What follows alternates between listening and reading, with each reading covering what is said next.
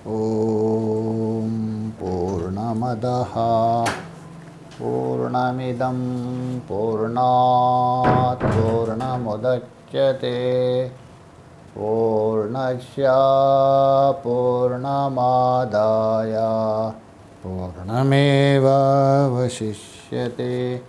ॐ शान्ति शान्ति शान्तिः। शङ्करं शङ्कराचार्यं केशवं बादरायणं सूत्रभाष्यकृतो वन्दे भगवन्तौ पुनः पुनः। ईश्वरो गुरुरात्मेति मूर्तिभेदाविभागिने व्योमवद्व्याप्तदेहाय दक्षिणामूर्तये नमः। ॐ शान्ति शान्ति शान्तिः। हम लोग सर्व वेदांत सिद्धांत सार संग्रह को लेकर विचार कर रहे।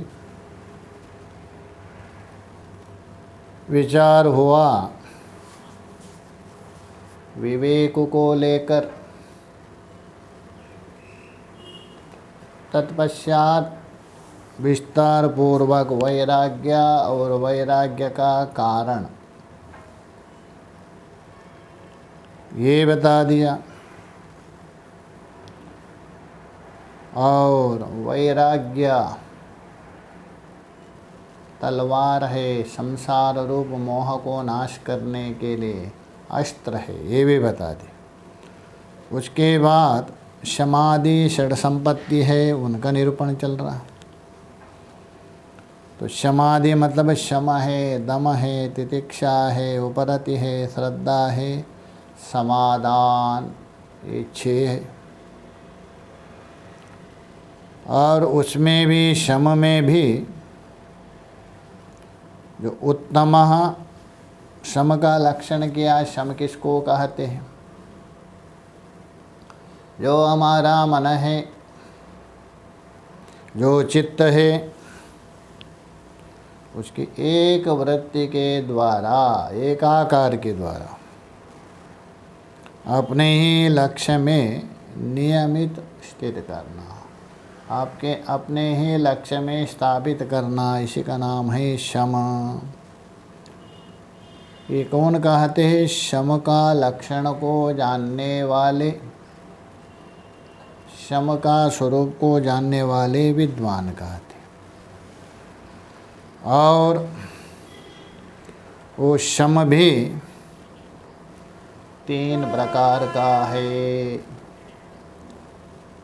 उत्तमो मध्यमश्चैव जगन्या इति त्रिधा। एक उत्तम शम है, एक मध्यम, एक जगन्य है। जगन्य मतलब निंदनीय, अधम। तो उसी को ही कल बताया था विचारकों ने, उसी को ही शांति, उत्तम शांति, मध्यम शांति, अधम शांति, अधम शांति। तो उत्तम शम है, उत्तम शांति है, किसको कहते हैं ये तो बता दिया। अपना जो विकार है, विकार मतलब कार्य, स्वयं के अंदर रहने वाले विकार, यद्यपि अपने विकार नहीं है, मान के बैठे हैं, बुद्धि के विकार है, ये स्वयं मान के बैठे हैं। इसलिए हम बता रहे स्विकार। जो अपना जो विकार है उसको परित्याग करके, अर्थात उसको त्याग करके। त्याग तो ऐसा नहीं होगा, त्याग तभी होगा उसमें विषयों में दोष दृष्टि हो, तभी त्याग कर सकते। इसलिए अपने विकार को त्याग करके, दोष दृष्टि करके, उसको उपेक्षा करके केवल जो ब्रह्मस्वरूप है, आत्मस्वरूप है, उसमें ही मन को स्थित करना, उसमें मन लगाना। वो जो परब्रह्म स्वरूप में स्थिर करना, ये उत्तम शांति है, श्रेष्ठ शांति बता दे। तो यहाँ तक हम लोगों ने विचार किया था, चिंतन किया था। आगे जो है मध्यमा शांति बताने जा रहे।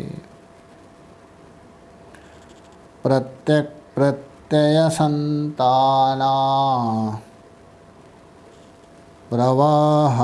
प्रवाहकरणं धियः यदेषा मध्यमा शान्ति शुद्धसत्त्वैकलक्षणा। प्रत्यक प्रत्यय संताना प्रवाहकरणं धिया यदेषा मध्यमा शान्ति शुद्धसत्त्वैकलक्षणा। प्रत्यक प्रत्यय संथाना अर्थात बुद्धि का जो बाहरी वस्तुओं के आकार आदि को छोड़ करके, प्रत्येक प्रत्यय संतान बोल दो बाह्य विषयों के ओर हमारी बुद्धि, जो बुद्धि है हमारा,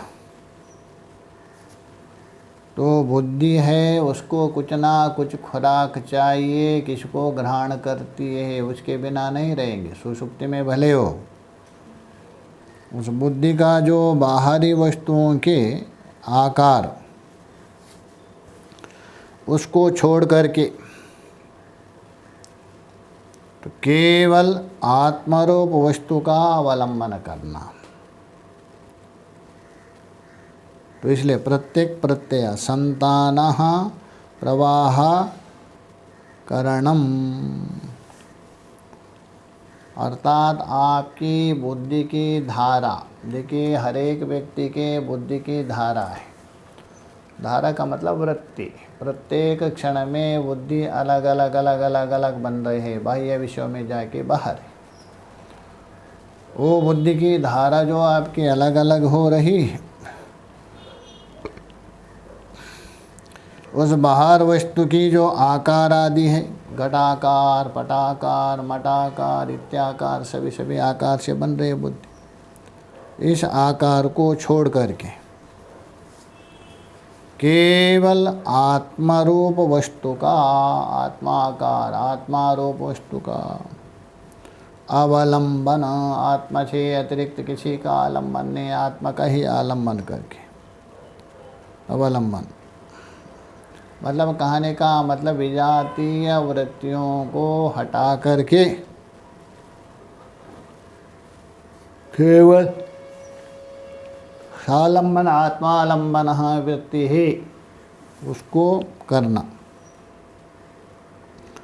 धारा प्रवाह मतलब विजातीय वृत्ति रही तत्वे सति सजातीय वृत्ति धारा प्रवाह आत्मा विषय धिया ये रेशः। ऐसा जो धारावाहिक बुद्धि हो रही है आपकी, एक विषय को लेके चिंतन हो रहे,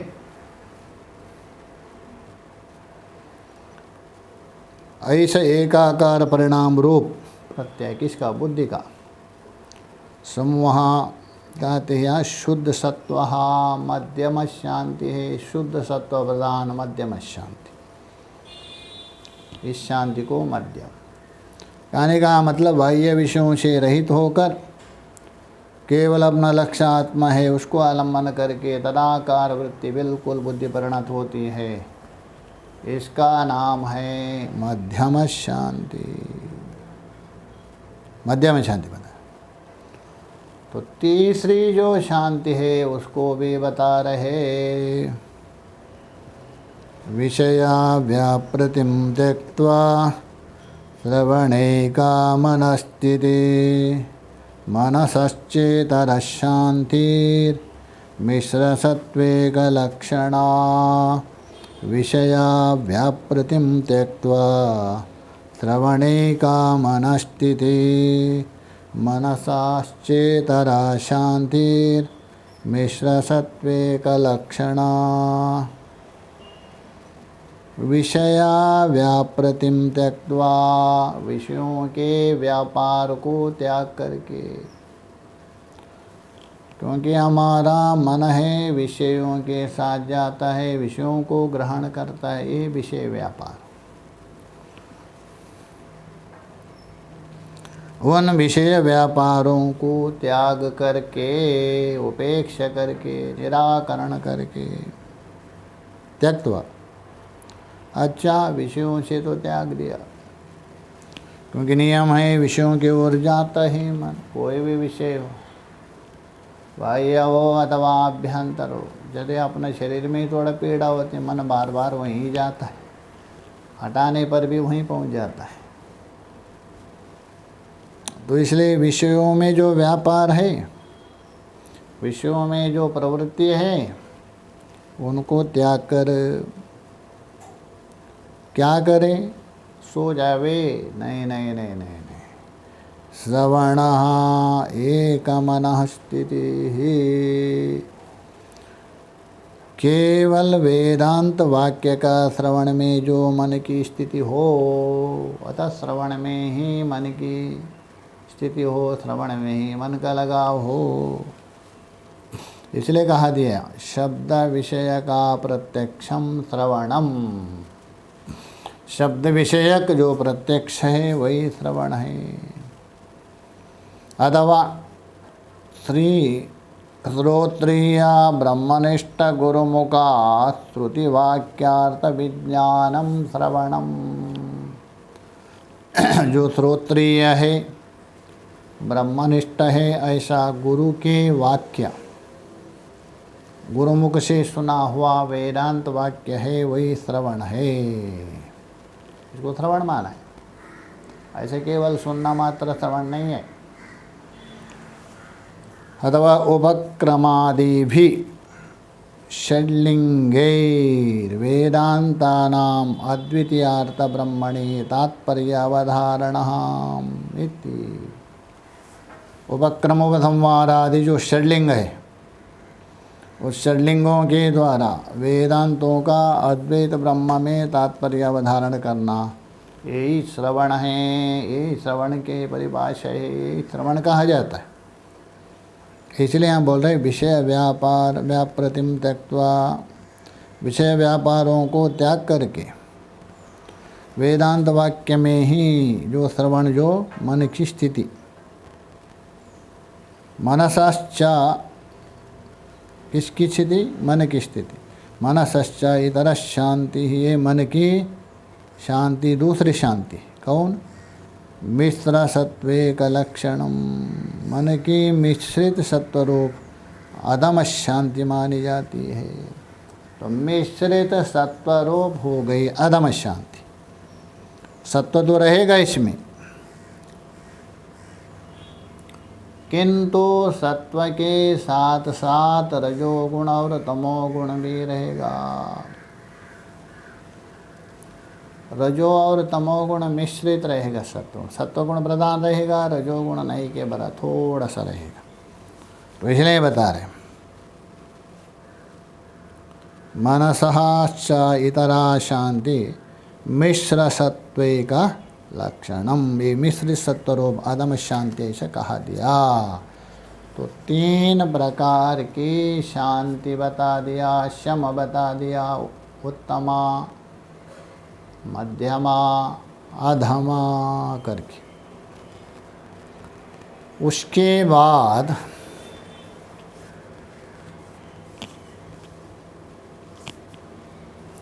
ये जो समाधि तभी सिद्ध होते हैं, उसके पूर्ववर्ती और उत्तरवर्ती अंग यदि हो तभी जाके क्षमा सिद्ध होंगे, अन्यथा नहीं। उसको बता रहे, देखिए, प्राच्योदित प्राच्यंग सद्भावे क्षमा सिद्ध्यति नान्यता तीव्र विरक्ति प्राच्यंगा मुदोच्चांगा दमादया प्राच्योदिच्चंग सद्भावे क्षमा सिद्ध्यति नान्यता तीव्र विरक्ति प्राच्यंगा मुदोच्चांगम दमादया। प्राची उदिची, प्राची का मतलब पूर्ववर्ती, यद्यपि प्राची बोल तो पूर्व दिशा होता है, यहाँ पूर्ववर्ती अर्थात किससे पूर्ववर्ती, जो दम बता दिया अभी षड अपना दमादि षड संपद, उससे पूर्ववर्ती, दम से पहले वाले उसके पूर्ववर्ती। दम से पूर्व कौन है? वैराग्य। वो उदिच्यः तो पूर्ववर्ती अंग हो गया तीव्र वैराग्य पूर्ववर्ती अंग, और उत्तरवर्ती अंग हो गया तो दमादि। उदिच्चा अंग भावे, तो इसलिए पूर्ववर्ती और उत्तरवर्ती अंगों का विद्यमान होने पर ही क्षमा सिद्ध्यति, क्षमा सिद्ध होता है। तो ये क्षमा बोल तो शांति सिद्ध होती है। अभी जो बताया था वो शांति कभी होगी? पूर्ववर्ती तीव्र वैराग्य अंग और उत्तरवर्ती जो दमादि बता षड संपत्ति, वो रहने पर ही परम शांति उपलब्ध होती है। तो बोले प्राच्यादि अंगत्वे क्षमा सिद्ध्यति नान्यथा तीव्र विरक्ति प्राच्यंगम उदिच्यंगम दमादया। स्पष्ट कर रहे, तीव्र वैराग्य है पूर्ववर्ती है, ये पूर्ववर्ती अंग है, और दमादि उत्तरवर्ती अंग है। उत्तरवर्ती अंग दम, तो पूर्ववर्ती और उत्तरवर्ती अंग के विद्यमान होने पर ही ये क्षमा सिद्ध होते। क्षमा मतलब अभी हम बताया था ना परम शांति आदि, वो सिद्ध हो। तो पूर्व हो गया वैराग्य, उत्तर आदि हो गया शमदमा आदि हो गया, वो रहने पर ही परम शांति प्राप्त होती। ये बता दिया। प्राच्यम तीव्र विरक्ति प्राच्यांगम उदिच्चांगम दमादया, दमादय बोल तो शमदम ये हो गया, क्योंकि शम हो गया आपका बीच में। षड संपत्ति में सबसे पहले कौन है? शम आ गया। उसके पूर्व में कौन हो गया? विवेक वैराग्य हो गया। षड संपत्ति में आ गए शम, उसके बाद कौन हुआ? दम। तो कहने का मतलब ये जो आपके शम का विभाजन करके बता दिया वो तभी सिद्ध होगा। इससे पहले वैराग्य आदि है वो सिद्ध हो, और शम के बाद आया दम आदि है वो हो, तभी ये शम सिद्ध होगा। तो ये बोल रहे उदिच्यंगम दमादया, दमा बोल तो दम से आगे जो 5 है उससे आगे वो, ये तभी जाके ये शम सिद्ध होगा। तो शम है मध्य में, किनका मध्य में? वैराग्य और दम आदि के। और भी बता रहे देखे, काम क्रोधश्च लोभश्च मदो मोहश्च मत्सराः न जिता क्षणिमेयेन तस्य शान्तिर्न सिद्ध्यते।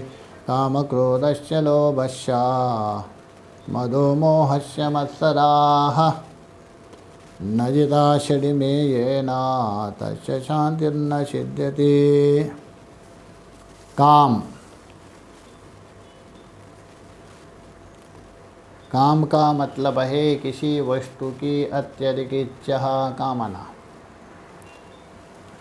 क्योंकि काम को ही बताया, काम ऐसा क्रोध ऐसा रजो गुण समुद्भवा करके, इसलिए काम कहा दिया, उसी का नाम है काम। तो कामः और उसके बाद क्रोधः, वो क्रोध माना है, उसके बाद क्रोध है, क्योंकि आपकी कामना यदि पूर्ण नहीं है, इच्छा पूर्ण नहीं है, वही क्रोध में परिणत हो जाएगा। काम के बाद क्रोध आता है। और यदि कामना आपकी पूर्ण हो गई, मिल भी गया, लोभ उत्पन्न होता है, लोभ का कारण बनता है। तो इसलिए बता रहे काम भी अलग अलग होता है, भिन्न भिन्न विषयों के लेकर कामना होती है, इस लोक की परलोक की सारी कामना। तो ये जो कामना है, ये जो कामना शरीर का धर्म भी नहीं, और ये कामना आत्मा का धर्म है। किंतु कामना किसका धर्म है? कामना है अंतःकरण का धर्म है, आपके अंतःकरण में रहेगा, इसलिए बता रहे। काम, उसके बाद क्रोध, कामना पूर्ण नहीं हो गया, वो क्रोध में परिणत होगा। और यदि कामना पूर्ण हो गया, वो लोभ का कारण बनेगा। लोभ का विषय में पहले बताया था विस्तार पूर्वक। कामः क्रोध लोभस्य, उसके बाद मद समाह, एक प्रकार से उन्मत्तता, मद, मेरे समान कोई नहीं है, मद। और मोह, आसक्ति, अरे मेरे से छुटकार पाना आ जाए, वे मेरे साथ रहे, मेरे से अलग ना हो, इस प्रकार ये मोह।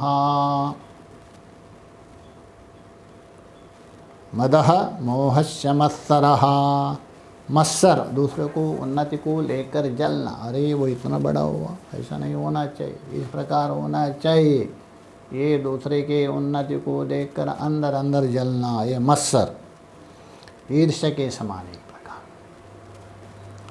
तो काम है, क्रोध है, लोभ है, मद है, मोह है, मत्सर। ना जिता शरीर में ये ना, ये छः को, छः है, उन छः को नहीं जीता। जीतना मतलब वशीभूत किया नहीं, अपने अधीन नहीं किया, अपने स्वात्मसात नहीं किया। तो ये न जिता छड़ी में ये ना, तस्य शांतिर्न सिद्ध्यते, उसके लिए शांति नहीं सिद्ध होगी। अर्थात शांति का मतलब है एक प्रकार का हर्ष, इसलिए वहाँ कहा दिया तुष्टि। काम क्रोधाध्यभावः, काम क्रोधादि का अभाव होने से शांति होता है।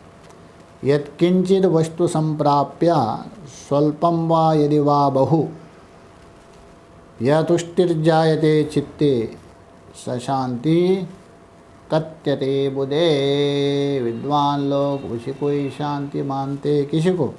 यत्किंचित वस्तु संप्राप्य, जो कुछ वस्तु मिल गई, आपकी इच्छा पड़ी है उसका अनुसार, संप्राप्य।